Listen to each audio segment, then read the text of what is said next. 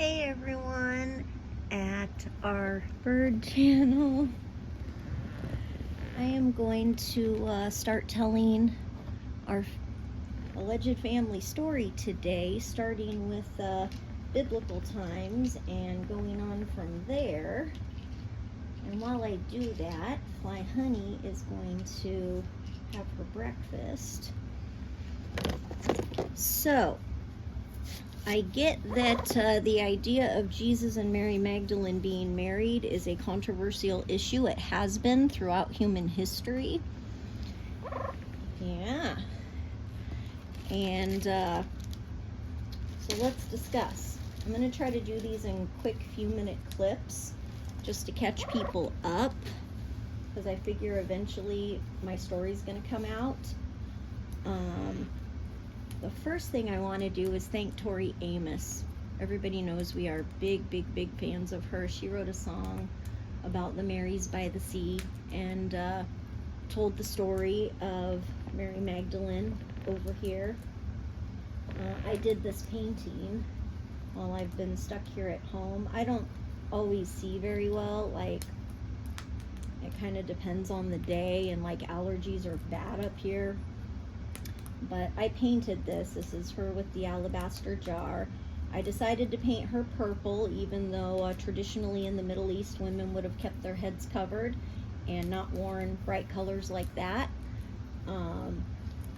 So we start at the Last Supper, where some people think that Da Vinci's depiction, I also did this one, Da Vinci's depiction of the Last Supper might show Mary or John the disciple sitting next to Jesus, and people have debated if it's who it is. Who is it in that picture? So let's do that, because I've done some pretty extensive research into that.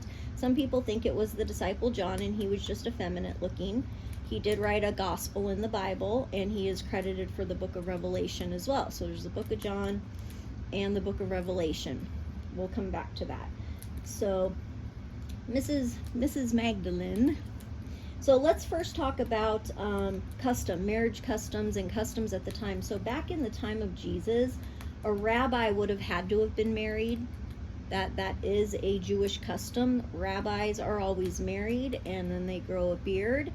And I went and studied and learned about some Judaism. I felt it was important to do, like I said, with all religions, especially if they pertain to our family mystery, our possible family mystery. Like I said, I am from the Roy-Rodit La Liberté lineage from southern France. We immigrated on a ship with 4 people. One was Gaspard Roy-Rodit La Liberté, and we think the name of the ship was the Liberty, La Liberté in French, and that they may have taken that name once they landed in Canada from Roy. Back in France, we have family members who were, let's see, we had one who was a garrison down in southern France. Another has a painting that hangs in the Vatican to this day. I don't know what that's about, and I don't think I have seen the painting. I would love to, though. At any rate, in the Middle East, women would have kept their hair covered, not worn such bright colors. And then there's this quote in, what was it, the Gospel of Thomas, where Mary wants to study with the men, and the men have a big hissy fit about it. And so Jesus says, if I were to dress her like a man in your eyes, would you then turn around and listen to her? And I think this gives the men pause, and I think it shows Jesus as being a pro women's equality. Like, he wanted the children and the women to be able to learn too. Let the little children come unto me. Anyway, one of the theories about how the rest of the Holy Family escaped after the crucifixion was that because women in the Middle East couldn't travel alone, that would have been like forbidden and unheard of. Hence why her traveling with the ministry was, much more okay at the time. So we think that it's possible that Jesus dressed Mary Magdalene up as the disciple John. We don't know if there was actually another disciple named John, and she just maybe took over his identity for the course of their travels.